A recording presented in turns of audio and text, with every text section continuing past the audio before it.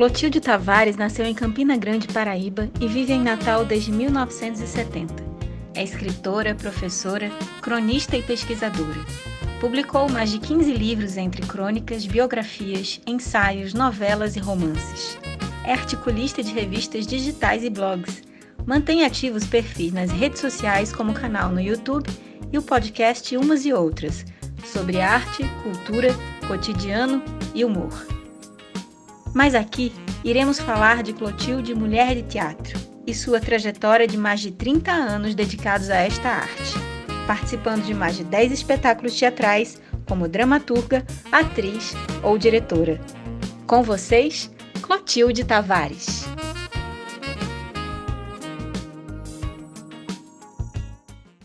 A primeira vez que eu subi no palco de teatro, eu tinha 10 anos de idade. Foi em 1958, em Campina Grande. Meu pai trabalhava no SESI, e lá organizaram uma peça de teatro. Era engraçado porque era uma peça normal, não era uma peça infantil, mas era encenada por crianças. Era muito bonitinho. E eu fazia o papel de um assistente social. Eu achei aquilo muito legal, fazer aquilo, aquele monte de gente prestando atenção, assistindo, e eu fazendo lá, dizendo aquelas falas e tudo. Mas o teatro me pegou de verdade, eu comecei a sentir atração pelo teatro. Quando eu já tinha meus 16, 17 anos, no ensino médio, com um professor que eu tive em Campina Grande, eu não me lembro se ele ensinava literatura ou o quê, mas o nome dele era Wilson Moore. Inclusive, ele já é falecido, ele pertencia a uma família daqui do Rio Grande do Norte. Então, eu me apaixonei porque ele interpretava os poemas, ele lia poesia em voz alta, menino, e a gente fazia pequenas representações. Eu endoidei pelo teatro. E em Campina Grande, nós íamos muito ao teatro. Minha mãe sempre gostou e sempre levou a gente, ainda criança, para ver teatro no auditório da rádio e depois no teatro, nos cinemas, e depois que era cine-teatro. Quando tinha uma peça, tiravam a cortina e aquilo virava um palco e eram representadas peças que vinham de outros lugares. E assim foi minha infância e adolescência, como plateia de teatro e como apaixonada por teatro. Aí, em 1970, eu com 20, 21, 22 anos, vim para Natal fazer faculdade. Então, chegando aqui em Natal para estudar, fazer faculdade, em 1970, eu comecei a me juntar com o povo de teatro e terminamos fazendo um grupo de teatro. Logo em 1971, eu já fazia parte de um grupo de teatro. Esse grupo de teatro, organizado por Racine Santos, era o Teatro Alavanca. Racine, muito apaixonado por Grotowski, né? O teatro pobre e aquela coisa, e a gente empolgadíssimo, parecia uns loucos. E a gente ensaiava no TAM, que era o Teatro de Amadores de Natal. Na esquina tinha um primeiro andar e em cima tinha o Teatro de Amadores de Natal, que pertencia a Sandoval Vanderlei. Ele tinha lá o grupo dele e a gente emprestava a sala para a gente ensaiar. E fizemos algumas montagens meio amalucadas, meio improvisadas. Era um negócio assim meio muito engraçado o teatro que a gente fazia naquela época. Nessa década de 1970, eu namorava com Assis Furtado, que era irmão de Carlos Furtado. E eu estudava, eu não tinha tempo para fazer teatro, para fazer coisíssima nenhuma, era só estudante, estudava medicina, eu sou formada em medicina. Então, era aula de manhã e de tarde, aí de noite, Assis trabalhava com o Carlos, irmão dele, no grupo de teatro Tonos, Teatro Novo Universitário, que era o teatro da universidade. E todas as noites, Carlos ia ensaiar com o grupo no Teatro Alberto Maranhão. E eu ia junto com o meu livro de anatomia, de patologia, sei lá, da coisa que eu estava estudando na época, eu me sentava na plateia com aquele livro, ficava estudando e com o olho no palco, outro no livro. Então, eu, durante alguns anos, eu assisti o processo de ensaio, direção de espetáculos. Então, em 78, eu já formada, né, fui para Recife fazer mestrado. Aí, a essa altura, eu não namorava mais com o irmão de Carlos Furtado, mas aí arranjei outro namorado também no teatro. Aí comecei a namorar com o Zé Ramos, ator, e ele era um ator militante, ele só vivia fazendo espetáculo. Então, eu acompanhei muito o movimento teatral de Recife durante 78, 79.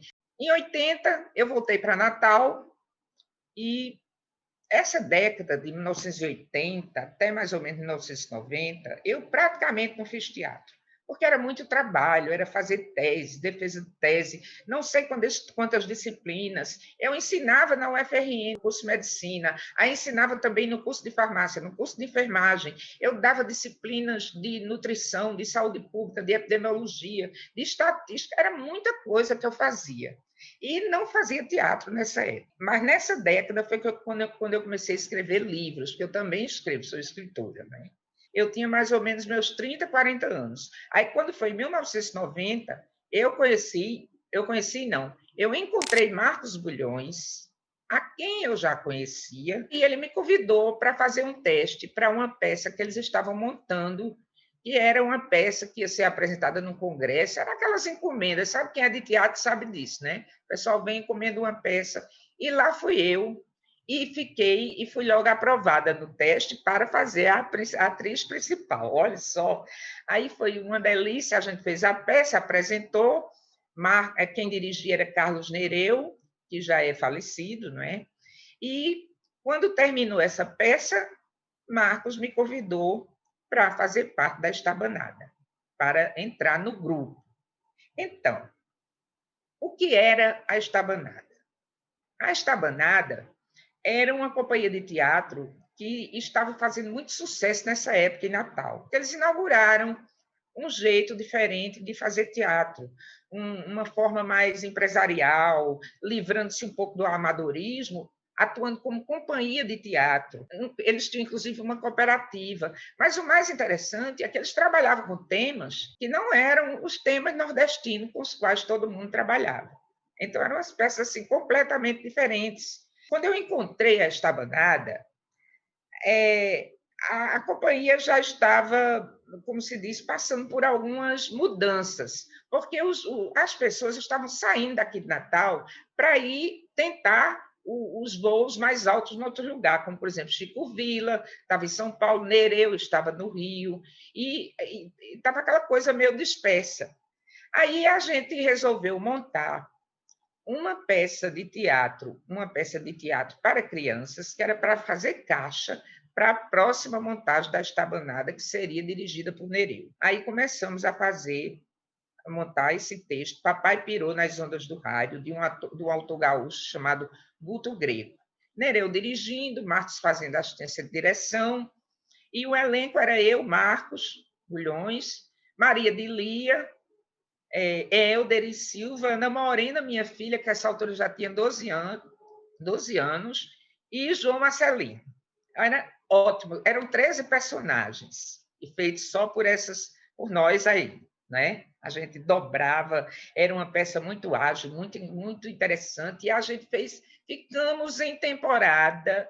Tem gente hoje em dia que ainda se lembra, gente já adulto, que está com 40 anos de idade, que se lembra que assistiu essa peça. Eu ganhei com o personagem não, eu fazia 4 personagens, ganhei melhor atriz no Festival de Inverno de Campina Grande, e aí o que aconteceu? A Estabanada, porque os membros começaram a se dispersar, foi se modificando, se desfazendo, foi acabando essa fase, ficamos só eu e Marcos. Aí, a partir daí, a Estabanada era eu e Marcos Bulhões. Era muito, a gente trabalhou junto uns 10 a 12, 13 anos por aí.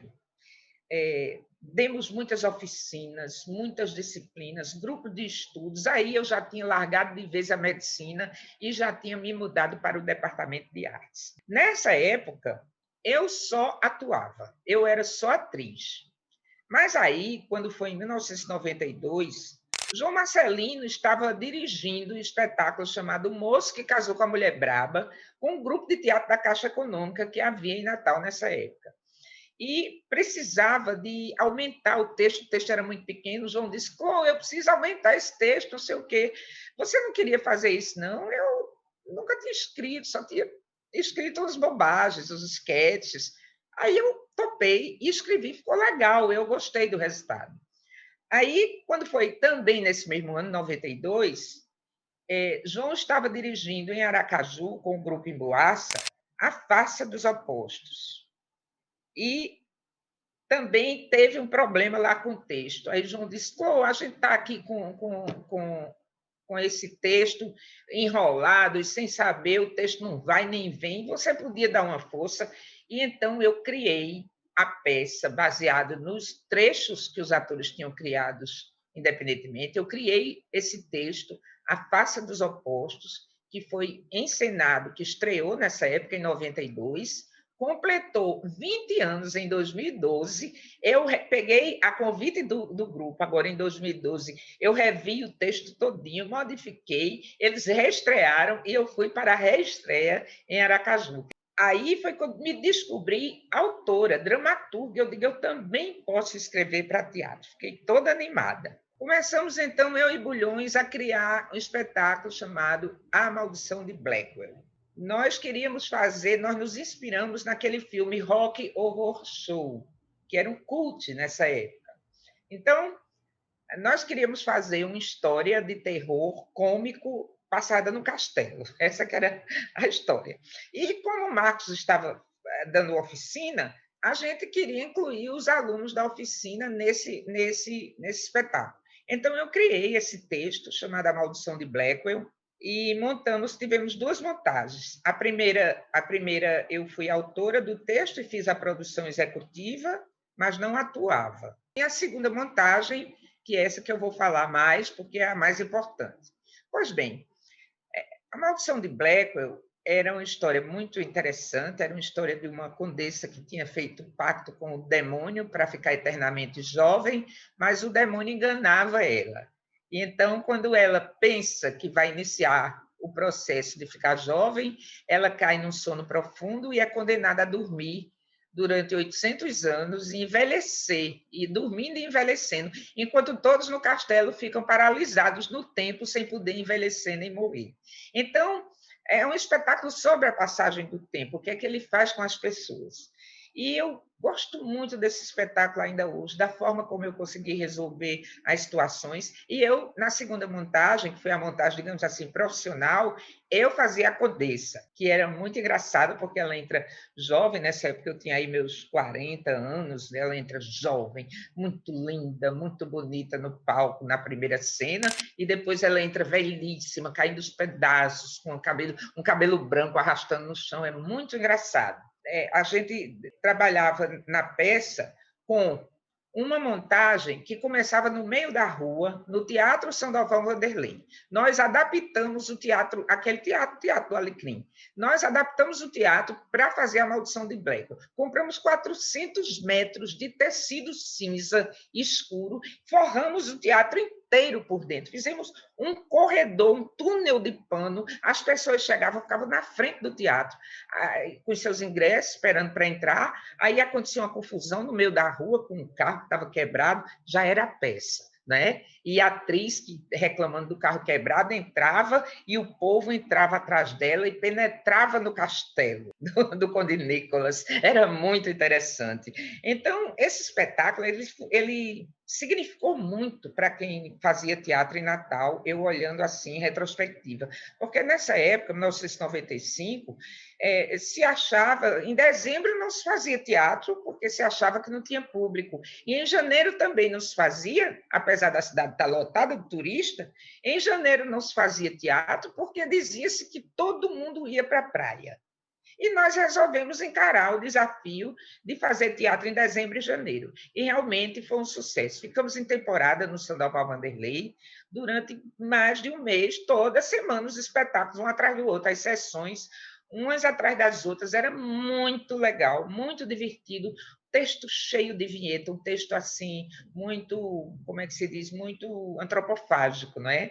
Porque era cheio de referências à cultura pop, à literatura, à ópera, ao teatro, as pessoas da cidade. Menina, era uma loucura esse texto da Maldição de Blair. Foi uma coisa assim que eu super gostei de fazer. E ainda a gente ainda tinha mais uma banda de rock dentro da cena. E as músicas foram compostas especificamente para a peça, com letras minhas e músicas de Paulinho Sarquis. Era rock and roll pesado do começo ao fim, dentro da cena de terror. Aí, quando essa peça acabou, quando A Maldição de Blackwell acabou, a gente fez o Romance do Pavão Misterioso. Foi a montagem, eu acho que foi a montagem mais bonita que eu já participei na minha vida. Uma montagem encantadora, um figurino lindo, a cenografia linda, tudo produzido pelos atores. A adaptação do texto que eu fiz foi perfeita, porque eu respeitei o folheto, não mexi no folheto, fiz só uma cabeça e um final. Dentro o folheto de cordel completo, que ele é belíssimo e não precisa de ninguém mexendo nele. Então, eu considero que isso foi uma coisa muito boa, porque eu não mexi no folheto, respeitei a obra do romanceiro popular. A música era ótima, era toda executada pelos atores em cena, toda improvisada, ninguém sabia tocar nada, mas o resultado final era muito legal.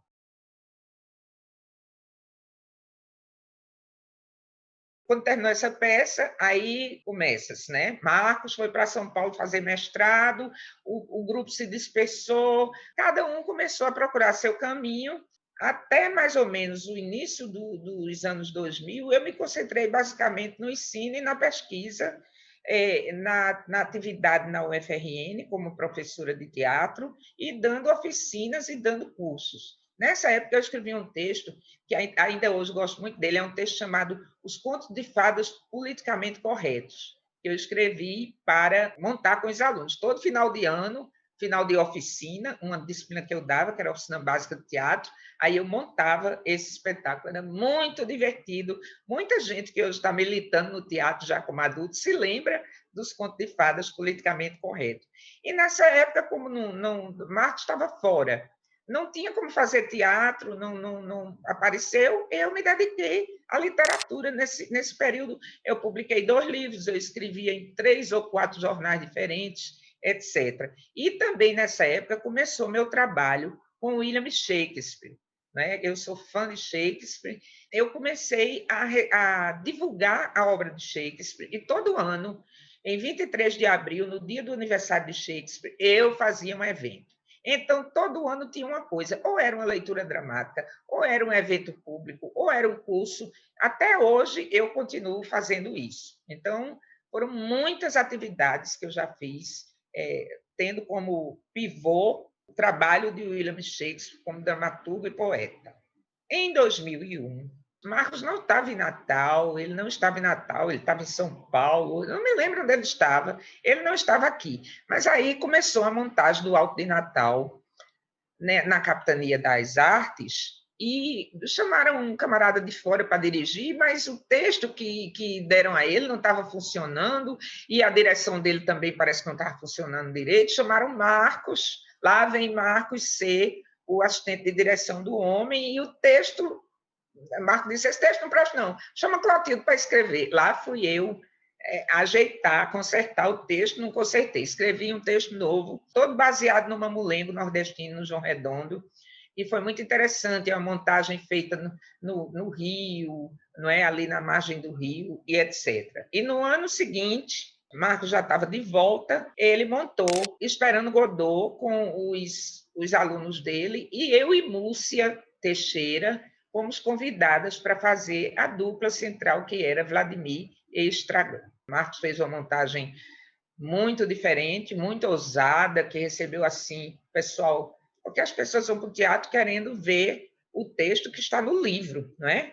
Porque Beckett escreveu Esperando Godot na década de 1960. Então, você não pode montar hoje do jeito que era montado naquela época. Tem que, né, como se diz, atualizar, pelo menos a nível do visual das ideias, e as pessoas ficam querendo ver sempre a mesma coisa repetida. Então, a montagem, que era diferente demais, causou algum frisson entre a classe intelectual da época. Aí, no final do ano, 2002, fomos chamados novamente para fazer o Alto Natal, e eu escrevi outro Alto de Natal. Rapaz, aí eu já tinha escrito no ano passado, aí Marco disse, tem que ser tudo diferente agora. Aí eu escrevi outro Alto de Natal, com outras músicas, tudo diferente, porque nas minhas peças eu também escrevo as letras das músicas, elas fazem parte do desenvolvimento orgânico do texto. Foi o último trabalho que eu fiz com o Marco, foi o Alto de Natal de de 2002. A partir daí, ele já estava definitivamente em São Paulo para fazer doutorado, depois ficou na ECA, na USP, na Escola de Comunicação e Artes, e a Estabanada simplesmente se extinguiu, porque só tínhamos dois. Encerrei meu tempo participante da Estabanada. Foi então, nesse ano, no ano de 2002, final de 2002, início de 2003, que eu me aposentei da universidade e resolvi, já era atriz, dramaturga, eu digo, agora vou ser diretora. Aí escrevi um texto chamado Alguém Lá Fora, que estreou na Casa da Ribeira em 2004, dirigido por mim. O espetáculo ficou em cartaz na Casa da Ribeira, depois viajou para João Pessoa, para Mossoró, e esse espetáculo foi muito importante para mim, porque foi nele que eu descobri que eu não sou diretora. Não, dirigir não é o meu barato. O espetáculo ficou arrumado, ficou correto, mas não me agradou. Eu não gostei. Eu digo, homem, quer saber? Eu já sou atriz, já sou dramaturga, eu não tenho necessidade de ser diretora. Encerrei minha carreira de direção só com esse espetáculo. Então, morei 4 anos em João Pessoa, de 2005 a 2009, mas não trabalhei com teatro. Em 2009, a saudade de Natal bateu pesado, eu voltei para cá, e passei aí uns 4 anos me dedicando somente à literatura. Escrevi 2 livros, o Verso e o Brief, escrevi As Memórias do Internato, e etc. Aí, quando foi em 2012, 2013, o teatro começou a me chamar novamente. Aí eu fiz um espetáculo com Henrique Fontes, chamado Os Perigos de Vitória, com os alunos de uma oficina, um curso que ele deu na Casa da Ribeira. Os Perigos de Vitória era um espetáculo para crianças, mais um espetáculo que eu construí. A ideia era que a gente construísse uma história de fantasia, mas sem referência nenhuma referência à televisão, nenhuma referência à cultura pop, nada disso. Todo criado, todo fantasia mesmo. Então, eu criei esse texto, chamado Os Perigos de Vitória, e Henrique montou, João Marcelino fez o figurino, e ficou muito bonito. Luiz Gadelha fez a música. Menina, esse espetáculo foi lindo demais, viu? Ficou muito bonito. Os Perigos de Vitória foi apresentado na Casa da Ribeira, em 2013. No final do ano, concorremos ao edital Natal em Cena e ganhamos, e fizemos um espetáculo, A Estrada, ou O Milagre da Fé. Foi apresentado na Árvore de Mirassol, na Zona Norte, etc. Era um que tinha uma Kombi, era uma trupe de teatro, de atores mambembes que vinham nessa Kombi, e etc. Um espetáculo muito legal. No ano seguinte, a mesma coisa, saiu o edital Natal em Cena, nós ganhamos novamente. Foram dos grupos que ganhou. E montamos Lama Tal, quando a lama virou mar. Esse foi o ano da Copa do Mundo.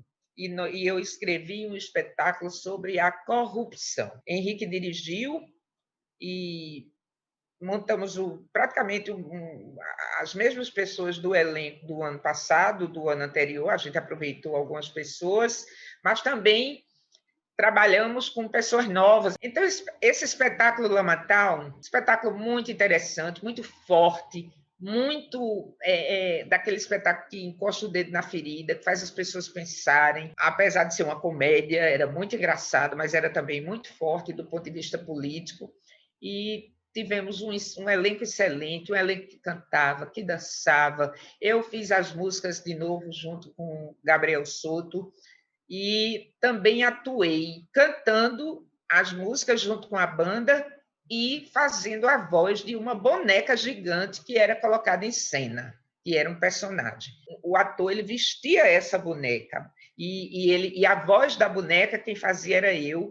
O último espetáculo grande, digamos assim, que eu fiz foi Lamatal. De lá para cá, eu tenho já uma parceria com o Henrique Fontes. A gente sempre está fazendo coisas juntas. Fizemos esses 3 espetáculos e, apesar de Henrique ter o grupo dele, Carmim, que eu adoro e tudo, vez por outra a gente faz uns trabalhos por fora, os trabalhos independentes. O que é que a gente tem feito, então? A gente fez, em 2019, um pequeno espetáculo de 15 minutos, um sketch musical e dramático. A gente fez esse espetáculo chamado Nízia Floresta Presente, em 2019, que foi apresentado no hall do Teatro Riachuelo, antes do lançamento de uma biografia de Nízia Floresta. Espetáculo muito interessante.